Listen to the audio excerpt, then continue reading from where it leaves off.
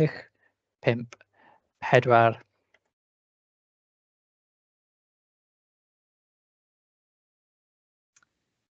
Helo bawb, diolch i chi am ddod heno yma.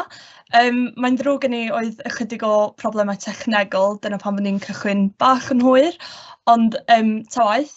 Teleri Owen di'n enw i, a dwi yn myfyrwraig trydydd flwyddyn yn Prifysgol Caerdydd, trydydd flwyddyn o gwneud PhD.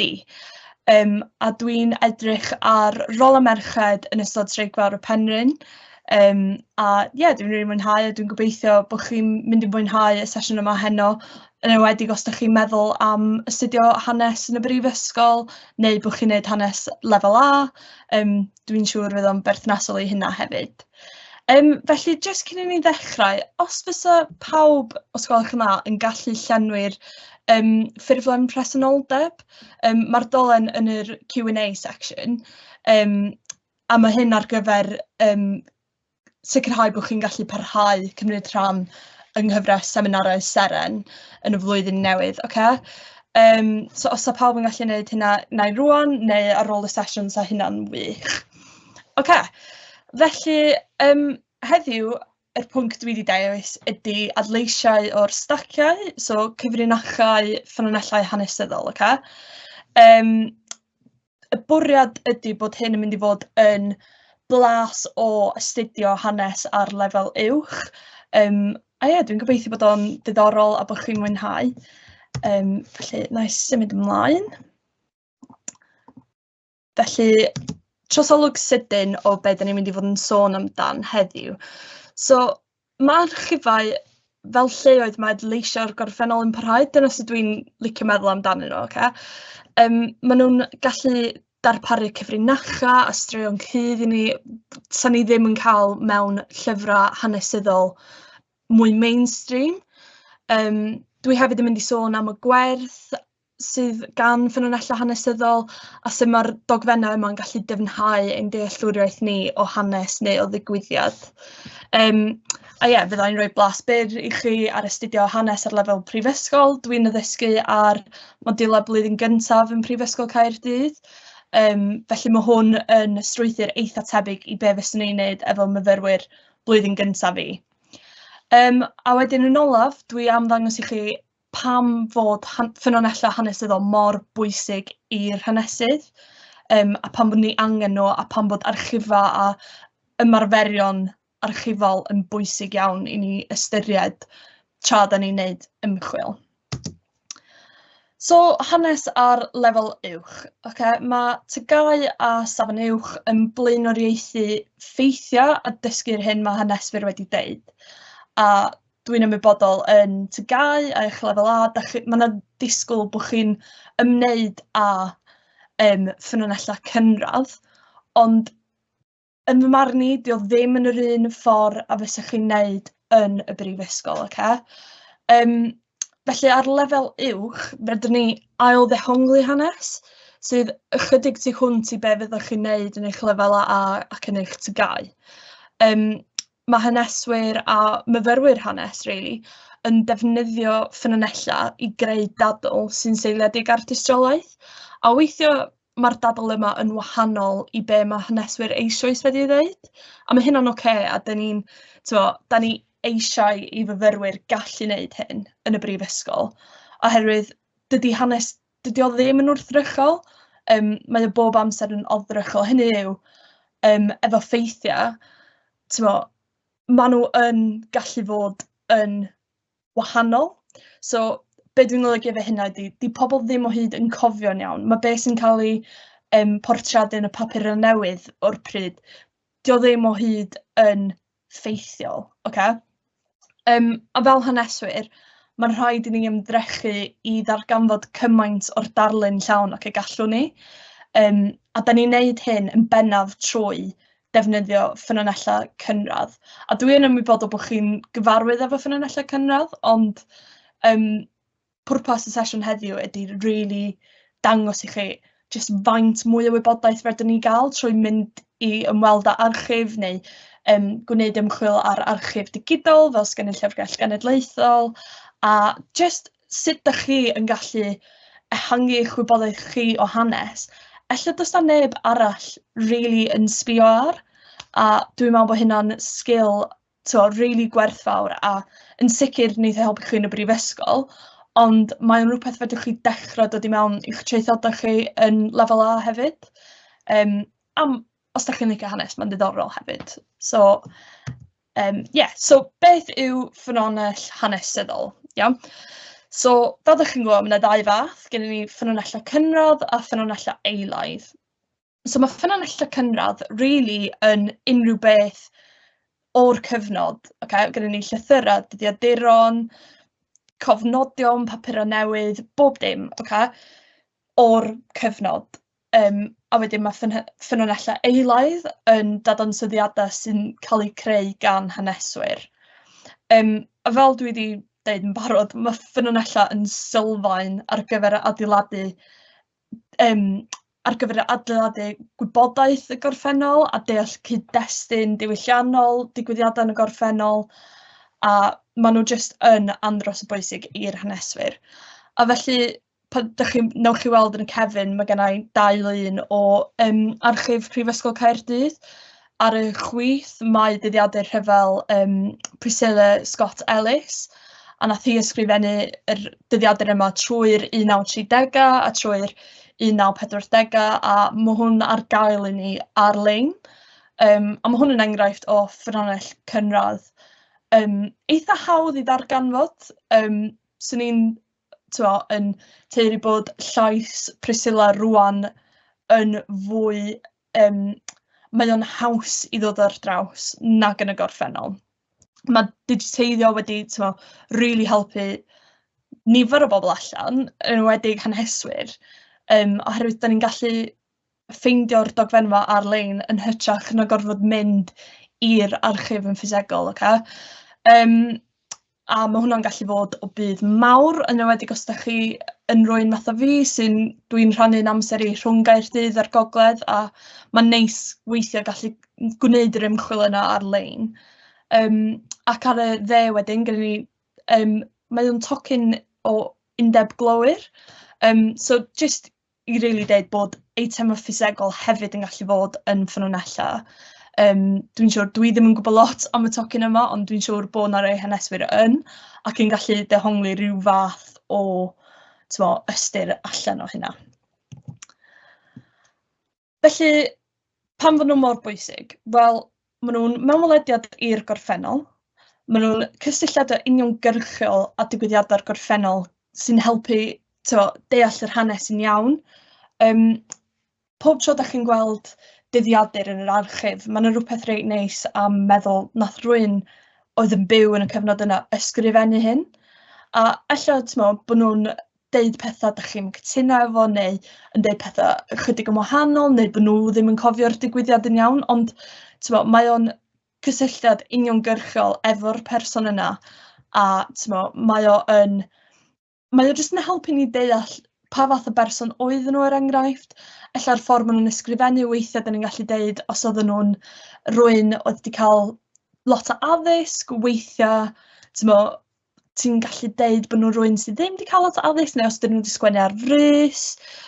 Pethau fel yma sy'n really defnyddiol i ni fel haneswyr, ydy jyst gallu deall mwy am yr person sy'n ysgrifennu na jyst darllen y dyddiadur lle mae rhywun wedi teipio fo i fyny. Yn ogystal â hyn, mae pethau fatha marginalia, dwi'n gwybod os da chi wedi dod ar draws y term yma, ond yn Prifysgol Caerdydd, yn yr archif yn fanna, mae rhai o llyfrau oedd arfer cael eu perchen gan Iolo Morgannwg, dyn reit adnabyddus yn hanes Cymru, a mae yna dipyn o marginalia. So marginalia ydy pan mae rhywun yn ysgrifennu ac yn atodi llyfr, a weithiau mae hein yn rhoi rhyw fath, bod y llyfr ddim byd i wneud efo fo, really, just llyfr oedd o perchen ar. Weithiau da ni'n gallu gweld, wel oedd o'n meddwl hyn am y bit yma, neu, mae wedi sgwennu lawr yma, angen cofio mynd i bla bla bla. Da ni'n meddwl, pam bod hynna mor bwysig, pam wrth yn darllen y llyfr yma nath o penderfynu ysgrifennu hynna. So mae jyst pethau bach fel yna sydd really yn rhoi cysylltiad uniongyrchol i ni fel haneswyr. Mae'n rili diddorol a oeddwn ni yn yr archif wsos dwytha a yn gweld Stein Inc efo print bys rwy'n ynddo fo, tra oedden nhw'n sgwennu, mae rhaid oedden nhw wedi gollwng inc. A weithio mae'n neud i chdi fel, waw, oedd y pobl yma yn bodoli, oedden nhw jyst fel fi a chdi, a mae o'n roed mewnwelediad gwahanol i chi, swn i'n dweud. Ond hefyd, mae yna rhywbeth efo gweld ffynonellau eu hunan, yn hytrach na fydd lot o rei da chi wedi dod ar draws os da chi wedi gwneud fatha yr ail rhyfel byd a'r natiaid, os da chi wedi gweld ffynonellau cynradd yn fanna, fel arfer mae yna rhywun wedi addasu nhw, di ella torri nhw lawr yn bach, maen nhw wedi, cyfieithu nhw, ti yn colli bach o'r cysylltiad na efo yr unigolyn nath ysgrifennu fo. Ond dio ddim yn gorfod fod yn rhywbeth ysgrifenedig, mae'n gallu fod yn eitem fatha'r tocyn glo nes i ddangos i chi. Pwy oedd yn cario hynna, lle oedden nhw'n rhoi o'n i poced? Maen nhw rili yn gwneud i ni meddwl am fwy na just yr object ei hun. Mae archifa hefyd a ffynonellau cynradd yn gallu datgelu naratifau llai adnabyddus, a dyma fyddai'n ffocysu ar hwyrach ymlaen yn y sesiwn. Mae archifa'n aml efo straeon pobl cyffredin, cymunedau ar y cyrion, hanesion lleol, sydd efallai ddim yn mynd i ymddangos mewn llyfrau hanes fatha Hanes Cymru gan John Davies, oherwydd mae o'n rhy lleol, neu dio ddim yn be mae'r hanesydd yna yn meddwl sy'n digon bwysig i pawb gwybod am, a dio ddim yn diweddaru yn y prif ffrwd. Hefyd mae archifa'n hynod bwysig pan mae'n dod i gwarchod hunaniaeth a diwylliant ni. Mae ffynonellau hanesyddol yn helpu ni warchod y hunaniaeth genedlaethol yma a rhanbarthol y diwylliannol, oherwydd mae arferion ieithoedd a chredoau a jyst cael casgliad o ffynonellau o un ardal mewn un lle. Mae'n jyst yn galluogi bod rhywun yn gallu mynd i fewn i'r archif a ella sbio ar hanes tŷ nhw neu hanes teulu, a mae o'n rhywbeth i bawb, dio ddim jyst yn rhywbeth i'r haneswyr. So fel arfer mae archifa yn rhai lleol, neu maen nhw'n perthnasol i'r adeilad yma nhw ynddyn, a mae o jyst yn helpu i ni cadw'r syniad na o dyma lle mae'r ffynonellau yma wedi cael ei greu a dyma lle mae'n aros, iawn? Ond dyna pam weithiau, dyn nhw ddim yn diweddaru yn yr mainstream. Enghraifft, mae'r llun sydd gennym yn y cefndir yma, sori bod chi'n methu gweld o'n dda iawn, ond pos ma'n mynd y llythyr i rwy'n oedd yn byw yn cefn gwlad Powys yn yr 1950au ar gefn ceffyl di hyn, iawn. A ella bod ni'n meddwl, waw, oedden nhw dal yn defnyddio ceffylau yn yr postman yn defnyddio ceffylau yn yr 50au? Wel, yn amlwg oedden nhw'n gorfod yn yr ardal yma, iawn. A mae jyst yn rhywbeth really specific i'r ardal yna, ond i'r syml sy'n dangos i chi, wel, ella oedd hwnna ddim yn wir ar draws Cymru neu ar draws Prydain, ond mi oedd o'n wir i'r un ardal yna, iawn? So mae'n helpu gwarchod yr hunaniaeth y diwylliant lleol yna. Be arall, so mae straeon cudd, weithiau ydych chi'n dod ar draws dogfennau sydd efo gwybodaeth annisgwyl neu cudd, fel llythyr y coll, dyddiaduron personol, neu weithiau mae cyfnodion yn cael eu sensro, ac yn aml, os ydych chi'n edrych ar dogfennau sy'n ymwneud â yr heddlu neu ysbytai, fydd hyn wedi cael am cam mlynedd, fatha'r census, mae hwnna wedi cael am cam mlynedd. Felly, mae yna wastad rhywbeth newydd pob flwyddyn sydd ella wedi cael ei sensro cyn hynna, ond i ni fel haneswyr, mae'n reit exciting pan ni'n gallu sbio ar pethau sydd wedi cael ei gloi am cyfnod, neu ella wedi cael ei sensro. Os ydych chi'n sbio ar hanes Rwsia, enghraifft, mae lot traedd yr USSR yn bodoli, oedd lot o bethau wedi cael eu sensro, a maen nhw rwan yn agored i'r cyhoedd. A felly, da ni'n gallu darganfod mwy o wybodaeth na ella byddwn ni'n gwybod yn yr 1990au neu rhywbeth. So mae heina'n pethau mae archifo'n gallu cael. Maen nhw'n gallu... Mae'r straeon maen nhw yna, ond maen nhw jyst yn cuddio, a weithiau dyn ni jyst yn gorfod mynd i chwilio lot amdano nhw. Mae rhai deunyddiau archifol fel eitemau personol neu hen ffotograffau. Maen nhw jyst, fel dwi wedi dweud, yn ychwanegu rhyw dimensiwn personol at yr ymchwil hanesyddol. A weithiau mae o'n help meddwl am pwy oedd y pobl yma, sut oedden nhw'n byw, beth yw eu llans nhw, a really trio dallt yr cyfnod da chi'n ymchwilio i, yn lle just meddwl bod pawb wastad wedi bod yr un peth, iawn. Na i ehangu'r hynna yn y pen draw. Ond hefyd, da ni yn gorfod meddwl am pethau fatha cyd-destun y dadansoddiad. Ella bod hanesydd wedi edrych ar y dogfen neu'r eitem yma o blaen. Ond mae pethau weithiau yn gallu cael dehongliad lluosog, dwi'n siŵr da chi'n ymwybodol o hynna. So mae hynna'n gallu dibynnu ar, fel pan da chi'n edrych ar ffynhonnell, da chi fod i cwestiynu pwy sydd wedi ysgrifennu fo, i ba pwrpas maen nhw wedi ysgrifennu fo, be oedd barn gwleidyddol nhw, gath o'i sgwennu ar y pryd neu ychydig ar ôl hyn, llwyth o beth oedden ni'n gorfod meddwl am, iawn. Ond just achos mae hanesydd wedi edrych ar yr eitem yna, dio ddim yn golygu bod na'm byd arall i cael ei weld yn yr eitem yna. Da ni'n gorfod sbio arno fo eto weithiau, yn dibynnu ar y safbwynt yr hanesydd neu'r cyd-destun sydd ar gael i ni. Enghraifft, os mae rhyw gwybodaeth newydd yn dod allan, a da ni eisiau ail-edrych ar yr eitem yna, weithiau mae'r cynnwys yn gallu cael rhyw fath o dehongliad newydd i ni fel hanesydd. Dwi'n gobeithio bod hynna'n neud sens. Ond hefyd mae yna heriau efo hyn. Da ni'n gorfod ystyried pam fod y dogfen yma wedi cael ei gadw, pwy nath cadw fo, pwy nath roed o i'r archif, pam nath yr archif cadw fo, cos dyn nhw'n cadw bob dim, a di bob ddim yn mynd yna. Fel arfer, mae yna lot o pethau fatha ar hanes merched dyn nhw'n cael ei gadw, achos 50 mlynedd yn ôl, oedd hynna ddim yn rhywbeth oedd haneswyr neu pobl sy'n gweithio yn y gwasanaeth archif yn meddwl oedd yn bwysig. Neu beth am pethau fatha gweision domestig, oedd hanes nhw mor bwysig, a y teulu bonheddig oedd yn byw mewn plasty. Wel, so ni'n teulu rwan, so ni'n licio cael look ar hynna, ond ella bod nhw wedi diflannu, ella bod nhw wedi cael eu dinistrio. Hefyd mae yna pethau fatha, weithiau di pethau ddim yn gyflawn, a fydd na mond rhan o collection yn dyfynu mewn archif a'r hanner arall yn isa mewn atig rhywun. Neu mae pethau fatha llifogydd a tân a falle yn gallu dinistro'r gwybodaeth sgynddyn ni. Enghraifft ydy'r census yn 1931, di hwnna'n bodoli oherwydd oedd yna tân masif.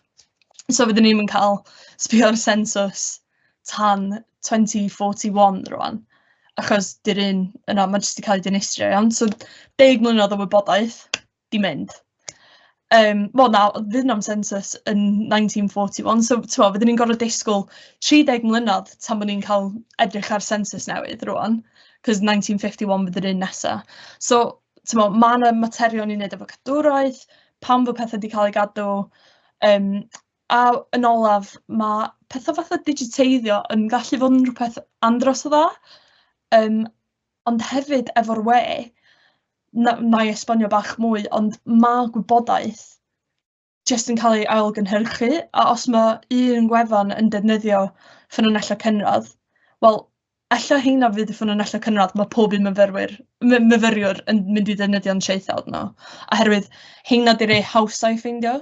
Ond be dwi'n siŵr dweud ydy, weithiau dyn ni angen mynd yn mellach i mewn i'r ymchwil yma, a just really edrych ar be sydd yn yr archif yma, neu be sydd yn yr papur newydd yma, sa neb di sbio ar, a be mae'n gallu deithio fi am y digwyddiad yma.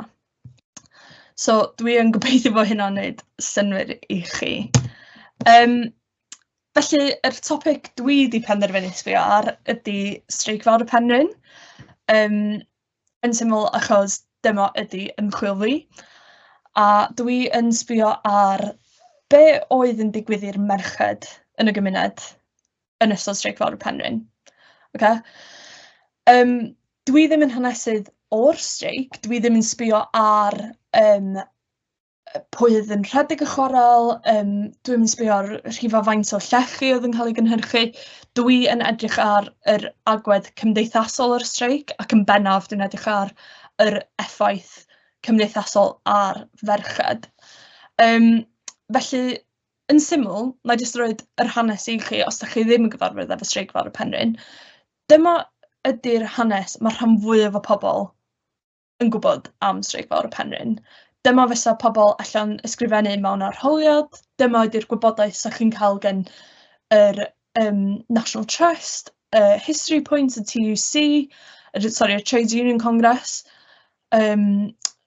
History Point, pan ydych chi'n sganio'r QR code os ydych chi'n mynd am dro, dyma ydy'r hanes mwyaf cyffredin.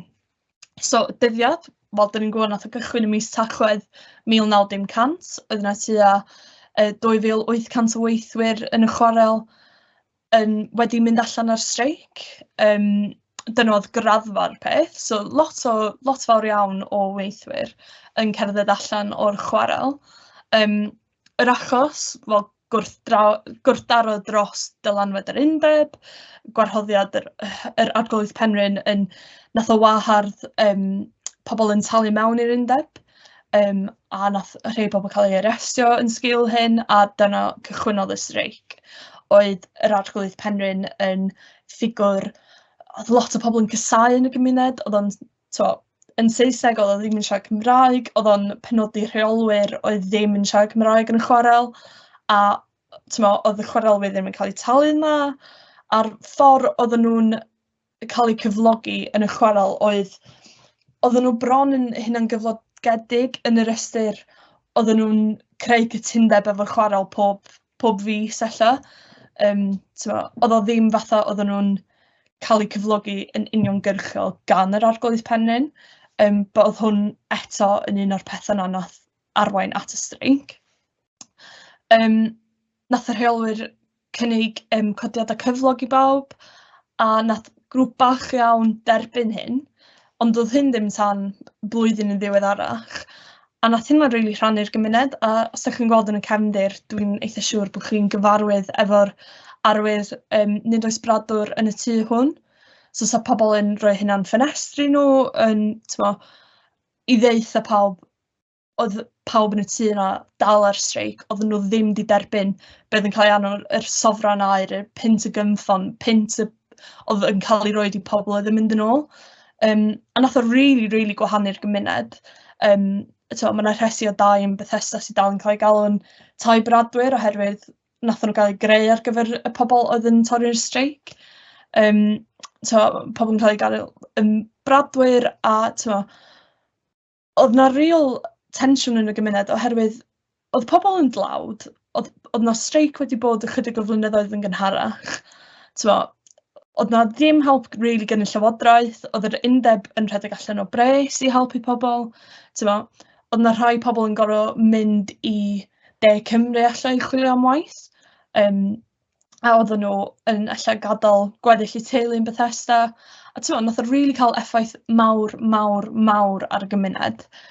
Oedd pobl o bob rhan o Prydain yn rhoi i'r streicwyr, oedd yna cora oedd yn codi pres iddyn nhw, ond yn y bôn, yn 1903, nath y gweithwyr dychwelyd, oedd y streic yn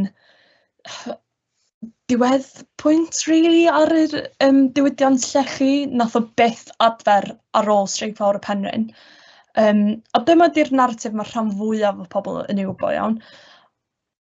Mae o'n un o'r anghydfodau diwydiannol hira yn hanes Cymru a Phrydain. A dyma ydy'r gwybodaeth, os ydych chi'n gofyn i rywun ar y stryd yn gobeithio bod nhw wedi clywed amdan streic fawr y Penrhyn, os ydych chi o'r gogledd, dwi'n eitha siŵr fyddwch chi wedi clywed amdano fo, ond allan ddim yn y de. Ond dyma ydy'r ffeithiau fysa'r rhan fwyaf o pobl yn gallu deitha chi. Dyma ydy narratif y streic i'r rhan fwyaf o bobl. So pa fath o dewngliadau eraill sy'n o'r streic? So yn hanesyddol, mae astudiaethau wedi canolbwyntio ar y chwarelwyr, gwrywaidd, gwrthdaro diwydiannol fel y streic, a wedi rhoi sylw andros o gyfuniedig ar yr effaith cymdeithasol a gafodd y streic, a'r effaith domestig o pobl oedd yn byw yn y cymunedau yma. Reit? Ella doedd yna ddim merched yn gweithio yn y chwarel, neu os oedd doedd am llawer ohonyn nhw, ond oedden nhw dal yn byw mewn cymuned oedd yn ddibynnol ar y chwarel. Reit? Yn ystod y streic, hyd yn oed pan doedd yna'n streic, oedd bob dim yn y gymuned yma, oedd y gymuned ei hun yn bodoli oherwydd y chwarel. A mae lot fawr iawn o haneswyr yn canolbwyntio ar y dynion, ar pwy oedd yn perchen yn chwarel, a pa fath o gwrthdaro oedd yn mynd ymlaen, dim llawer o effaith cymdeithasol. A prif gwaith y cyfnod ydy The North Wales Quarrymen, gan Mervyn Jones, gath ei gyhoeddi yn 1981. Mae o'n llyfr arloesol iawn, ond mae o wedi dyddio. Mae'n arloesol oherwydd bod o'n ffocysu ar y gweithwyr yn hytrach na'r perchnogion yn y chwarel. Ond mae o dal jyst yn canolbwyntio ar dynion a gwrthdaro llafur. Felly, os mae yna haneswyr yn edrych ar gwrthdrawiad a llafur neu hanes diwydianeiddio'n Nghymru, mae lot fawr iawn o ysgolheigion yn cyfeirio at gwaith Mervyn Jones. Okay?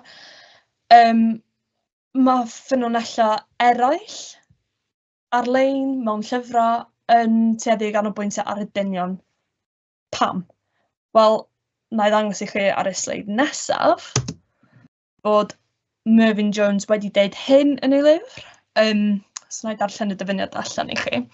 So, little is known about the quarryman's wife and daughter. Slate quarrying was a male industry, and as far as is known, no woman worked in the slate quarry in any capacity. Okay, dyna mae o'n dweud. Os ydych chi yn mynd i ddarllen hyn, ydych chi'n mynd i dweud, wow, Mervyn Jones, haneswr mwyaf pwysig yr diwydiant chwarel. Ie, mae rai bod o'n gywir. Ie, mae rai bod o'n iawn. Da ni'n gwybod yn byd am y merched. Simple, okay? The women of the quarrying villages were excluded from most forms of employment. Okay, digon gwir. And developed a way of life which attracted considerable censure from observers. So hynny yw, oedd pobl ar y pryd yn beirniadu y ffordd oedd yr merched yn byw yn y gymuned. The purchasing of gaudy finery for which they are seldom free from debt. The men therefore fared badly. So eto mae'n dod fo nôl i'r dynion. Their homes were as comfortable as slovenliness can make them.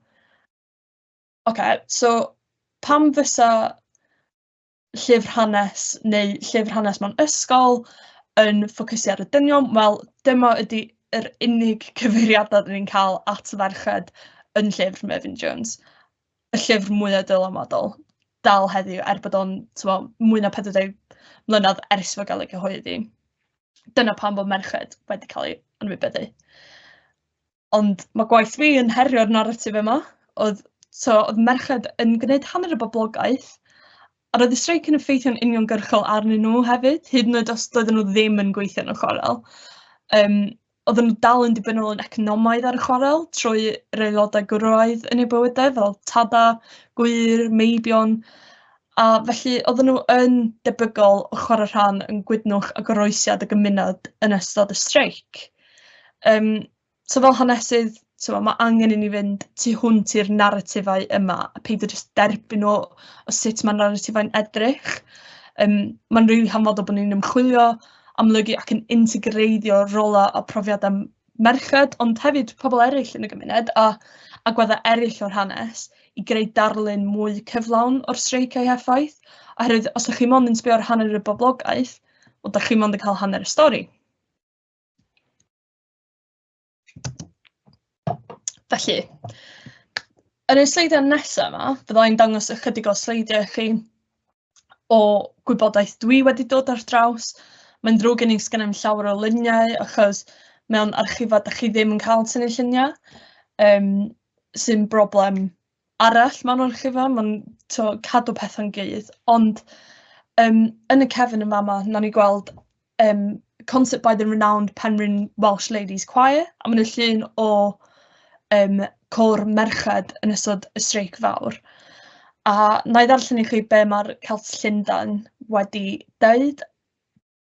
Ar weithaf hyn bwyth, mae Llancesir Eryri yn llwyddo i dynnu cynulleidfa edmygol i'r gwahanol gyngherdda a gynhelir ganddynt yn ystod yr wythnosau hyn, bla bla bla. Yn barod i wneud ei rhan tuag at liniaru anghenion o gragedd ar plant, tra bydd y pennau teulu yn ymladd brwydr rhydydd a un o arglwyddi mwyaf trahais ac ystefnig ein gwlad. So mae'r ail rhan o'r papur newydd yna yn cyfeirio at côr y dynion. Mae hefyd yn dweud bod côr merched yn bodoli.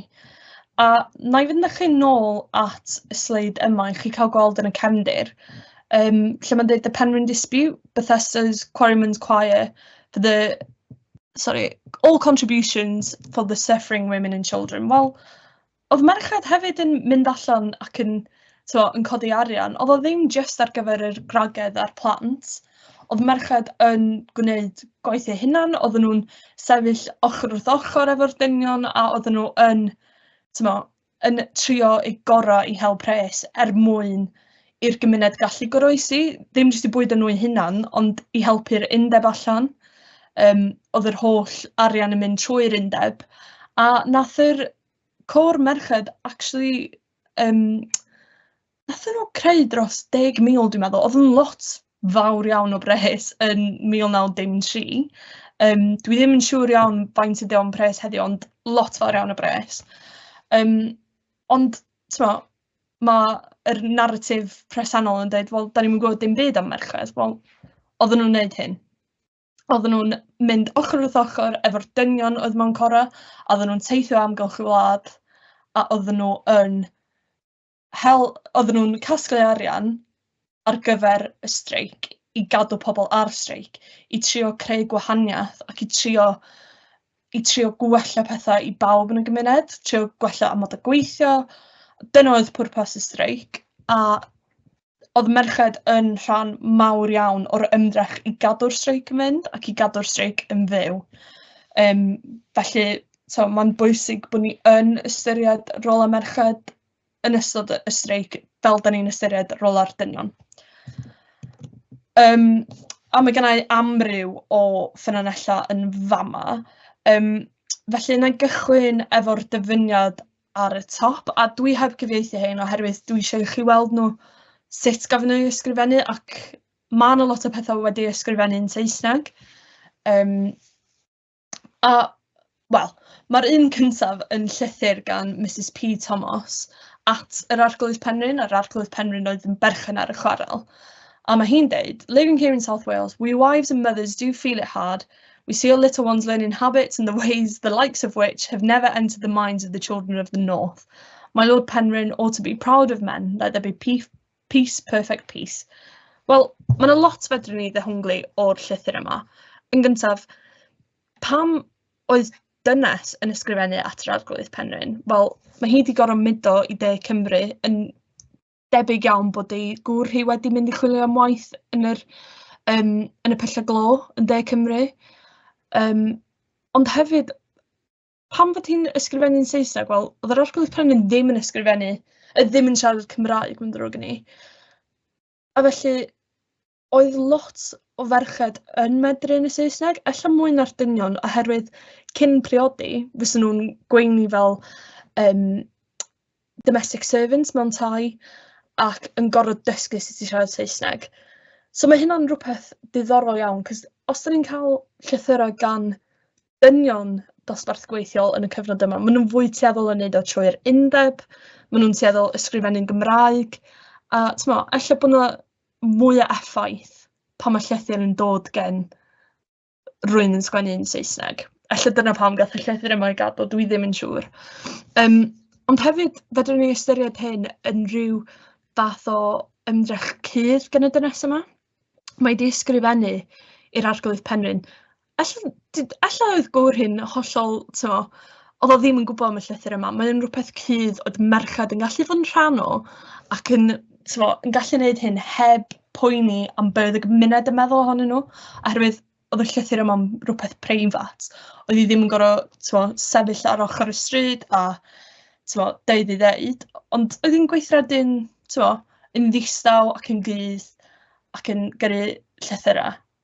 Be sy'n diddorol ydy, mi nath Mervyn Jones edrych ar yr un casgliad, ond nath o ddim dod ar draws y llythyr yma, neu ella os nath o dod ar draws y llythyr yma, nath o penderfynu peidio ei gynnwys o, oherwydd doedd o ddim yn ffitio'r narratif ei lyfr fo, oedd yn ffocysu ar dynion.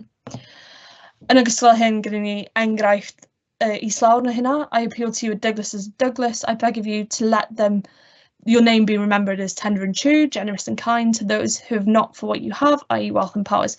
Mae hwn yn llythyr gan feminist o'r enw Lady Florence Dixie, oedd yn perthyn i'r arglwydd Penrhyn, Douglas oedd enw ola nhw, a mae hi yn ysgrifennu at yr arglwydd Penrhyn mewn position o bŵer ac yn gofyn i fod newid ei ffyrdd. Eto, oedd hyn yn rhywbeth eitha anghyffredin i ferched wneud, yn enwedig pan oedd gennyn nhw lot o bŵer, a os oedden nhw'n fwy feminist, oedd o'n rhywbeth oedd pobl ddim yn licio. So mae'r ffaith bod hi wedi bod yn reit public efo barn hi ac yn ysgrifennu at yr arglwydd Penrhyn yn preifat, hefyd yn gallu deithio ni bach mwy am be oedd hi'n meddwl oedd yn iawn i gael ei ailadroddi'r cyhoedd a be oedd hi eisiau gadw'n preifat. Os di hynna'n wneud sens, ella bod fi wedi rhamblo'n bach yma. Ond ar y chwith mae gen ni cartŵn. A dwi'n siŵr os ydych chi'n gweld, ond mae'r caption o dan efo yn dweud, y reigan bw, yr hogyn bw, y babi bw, pawb bw. Okay? A os ydych chi'n gweld, mae yna 4 heddwas yn hebrwng un chwarelwr yn ôl o'i gwaith. So mae hwn yn darlun o sut oedd merched yn ymosod ar streicdorwyr. Oedden ni'n gwybod bod yr heddlu'n gorfod mynd i achub dynion rhag yr merched a'r plant oedd yn ymosod arnyn nhw pan nathon nhw dorri'r streic. A dyn ni'n gwybod hyn oherwydd mae recordiau'r llys, recordiau'r heddlu, recordiau'r chwarel yn deithio ni bod merched yn ymosod ar streicdorwyr ac yn un o'r pobl fwyaf blaengar yn gwneud hyn. Yn enwedig pan dyn ni'n ystyried bod treion o'r dynion wedi gadael Bethesda yn ystod y pryd yma yn chwilio am waith, dim ond rili y merched oedd ar ôl. A mae'r tystiolaeth sydd gennym ni yn dangos bod merched yn andros o flaengar yn ymosod ar streicdorwyr, a dyma mae'r llun yma'n dangos. Ac yn olaf felly, mae'r recordiau'r chwarel yn fan hyn. Mae'r un ar y chwith yn dweud, his wife and daughter went to Bethesda last evening. There were hundreds of people outside and opposite the market hall waiting for them. They shouted and called them all manner of bad names. The daughter was kicked in the leg by someone in the crowd and a stone was thrown at them. It very nearly struck a constable in his head. Ac un arall yn sôn am William Pritchard from Mynydd Llandygai. He went to fetch a dog who'd strayed there. A big crowd of women and children with men behind collected about the place. When they started home, the crowd followed them, shouting, booing and throwing stones after them. So ni'n gweld jyst efo'r 2 ffynonell yma, bod merched wedi bod yn flaengar iawn. A mae hyn dod o catalog o recordio'r chwarel oedd ddim wedi cael ei catalogio tan yn ddiweddar iawn. Dwi eisiau dweud, os ydyn nhw wedi cael ei catalogeiddio, pan eisiau yna nath yr staff yr archif roed y bocs ma i fi. Dweud, gyd i jyst mynd trwyddyn nhw, gweld os yna rhywbeth o diddordeb yna i chdi. A dwi'n dod ar draws hyn. So mae'r straeon yna, mae'r effeithio ar merched fel yr merch na oedd yn perthyn i bradwr yn cael ei chicio yn ei choes. Ond hefyd, be oedd merch yn gwneud, wel, yn y 2 achos yma, a'r papur newydd, oedden nhw'n llichio cerrig tuag at pobl. Ac oedden nhw o flaen y dynion yn gwneud hyn, so oedd hyn ddim yn rhywbeth oedd y dynion yn arwain ar, oedd y merched yn arwain ar hyn, oedd y merched yn trio, cynnal y streic eu hunan doedden nhw ddim yn cael eu cyflogi yn y chwarel. Felly, dwi jyst yn gobeithio bod hein yn dangos i chi bod fod yr hanesydd wedi deud hyn a bod ni ddim yn gwybod ddim byd am y merched, mae hanes nhw, mae straeon nhw yna, maen nhw jyst yn cuddio, a dyn ni angen sbio amdanyn nhw. A felly, yn dod i'n casglu, so dwi'n gobeithio bod fi wedi diffinio ffynonellau archifa a'i pwysigrwydd nhw mewn astudiaethau hanesyddol, a dwi wedi pwysleisio dylwn ni gwerthuso haneswyr, yn union fel dyn ni'n gwerthuso ffynonellau, rhag ofn bod gen nhw bwriadau neu rhagfarnau gwahanol, a dwi wedi darparu sampl bach o ffynonellau sy'n arddangos mewn welediad i fywydau merched yn ystod Streic Fawr y Penrhyn, rhywbeth newch chi'n dod ar draws mewn unrhyw llyfr hanes, oherwydd mae lot o'r ffynonellau yma yn cudd yn yr archif, oherwydd efallai bod nhw heb gael eu catalogeiddio, neu di pobl ddim yn gwybod lle i edrych amdanyn nhw. A dwi hefyd wedi pwysleisio na hyd yn oed pan fod merched yn absennol o naratifau prif ffrwd, mae straeon a lleisiau menywod ac eraill ar gael yn gydd mewn archifau, da ni jyst angen edrych amdanyn nhw. Felly, dwi'n gobeithio nath chi fwynhau y cyflwyniad yna. Dwi am stopio rhannu'n sgrin a symud ymlaen i'r cwestiynau. A os da chi heb wneud yn barod, os fysach chi'n gallu cyfnodi eich presenoldeb ar y link sydd yn y Q&A, so hynna'n gret. Ond ie, os gen rwy'n unrhyw gwestiynau i ni, rhowch nhw yn y Q&A.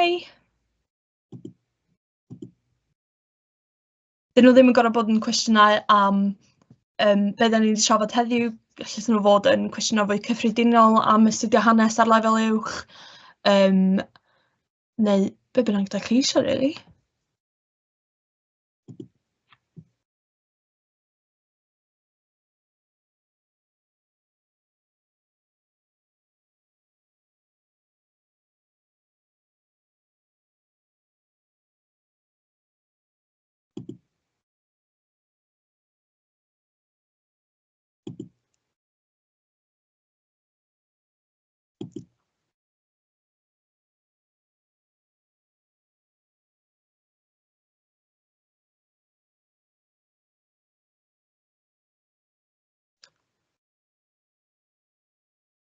Os yna rhywbeth ydych chi'n licio i fi egluro'n ddyfnach, neu rhywbeth ydych chi ddim yn dallt,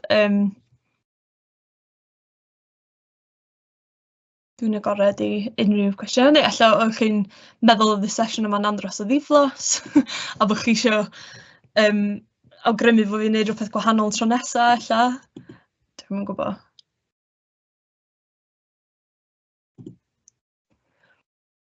Os gen ti unrhyw cyngor a sut i strwythuro traethawd am y papurau ffynhonnell yn lefel A, be ddylwn ni ffocysu ar a sut gallwn ni gwneud hyn? Wel, mae wedi bod yn dipyn ers i fi wneud lefel A, a dwi fy hun ddim yn rili gwneud llawer efo myfyrwyr, efo disgyblion lefel A. Felly, fyswn ni ddim eisiau rhoi strwythur i chi sydd yn anghywir, ond mi fedrai, o be dwi'n cofio yn wneud lefel A, fyswn ni'n trio dewis ffynonellau eang iawn, ffynonellau sy'n wahanol iawn i'w gilydd, ffynonellau sydd ella yn bach mwy blaengar yn be maen nhw'n trio wneud. Be dwi'n trio dweud ydy, they serve a purpose to your argument. Dwi'n gwybod dwi'n newid dweud dylsyn ni ddim wneud hynna, ond dwi'n mynd dweud oedd Mervyn Jones yn bad history, dwi'n meddwl bod o'n wych, just bod, oedd gwaith o, it served a purpose, a dwi yn meddwl allan lefel A bod hynna'n syniad i chi mynd ar ôl so dewis ffynonellau sy'n cefnogi be ydych chi'n trio wneud, a wedyn cael rei sy'n cyferbynnu be ydych chi eisiau wneud, be ydych chi'n trio wneud. Dwi'n meddwl so hwnna'n help. Ond os ydych chi eisiau darganfod ffynonellau, mae'r Llyfrgell Genedlaethol efo llwyth o bethau ar-lein.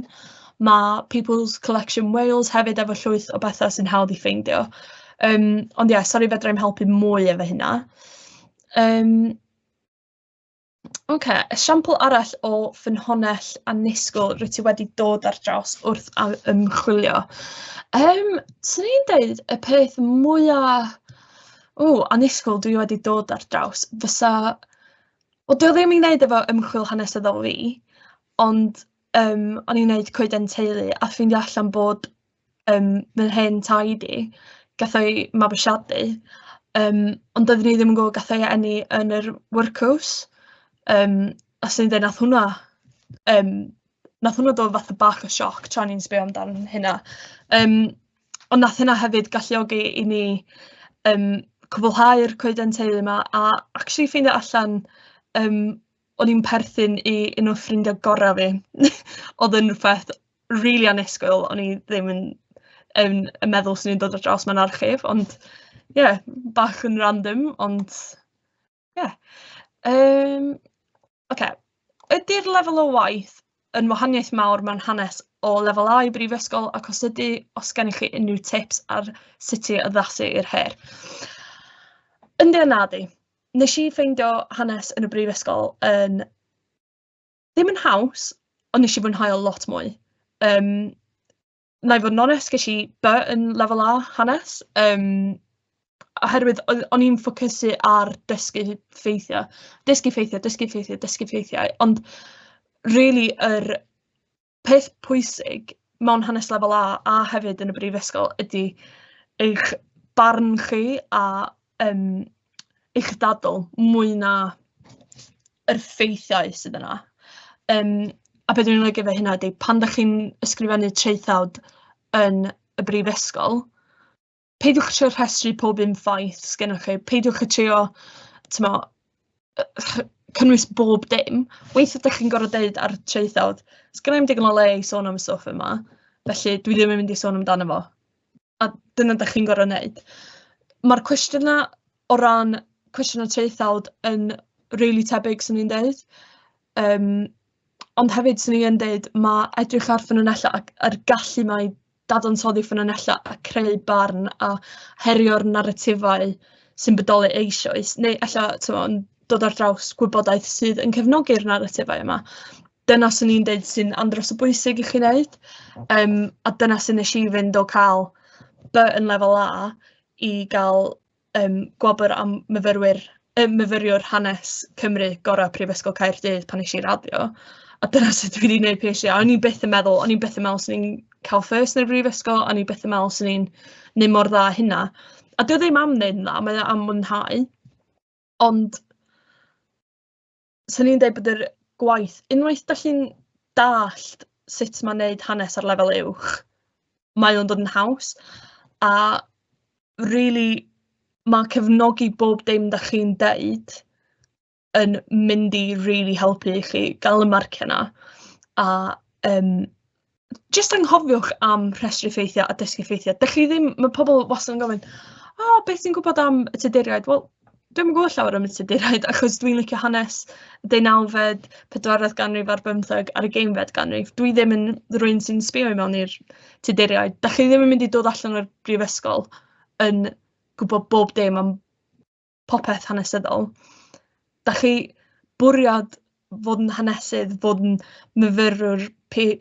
myfyriwr undergrad yn hanes, ydy gallu dod allan o chradd efo y knowledge. Dwi wedi gwneud traethawd hir fi, dissertation, a fi ydy'r expert ar y topic yna, a dyna ydy bwriad chi mewn ffordd. Da chi eisiau gallu dewis topic neu dewis rhywbeth a herio be mae pobl eraill i dweud, a gallu eistedd nôl a dweud, fi di'r boss ar y topic yma, fi sy'n gwybod mwy na neb arall. A weithio mae hynna'n golygu bod chi'n gorfod fod yn niche iawn.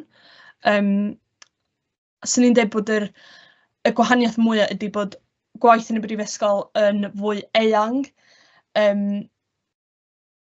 Yn fwy eang yn yr ystyr fedrwch chi dewis niche, ond hefyd mae'n llai eang oherwydd da chi'n really ffocysu ar un neu ddau o pethau yn hytrach na trio dallt cyfnod o canmlynedd o hanes yr Almaen, er enghraifft. Ond dwi'n siŵr, os ydych chi yn y sesiwn yma, fyddwch chi'n hollol ffain efo fo. Mae'n ddigon o help i gael, a byddwch chi'n, just gwnewch y darllen a cefnogwch bob dim ydych chi'n deud gyda ffynonellau neu be mae haneswyr eraill wedi dweud, a fyddwch chi'n ffain. A dwi'n meddwl bod hynna yn dod yn i diwedd y sesiwn. Felly, ga i jyst diolch i chi eto a jyst gofyn os ydych chi heb wneud yr presenoldeb bod chi yn gwneud hynna, cos mae'n bwysig bod chi'n wneud. A jyst eisiau diolch i chi gyd am ddod, a pob lwc efo gweddill eich lefel A dwi'n gobeithio fyddai'n gallu dysgu rhywun chi blwyddyn nesaf allan yn y brifysgol. Diolch yn fawr.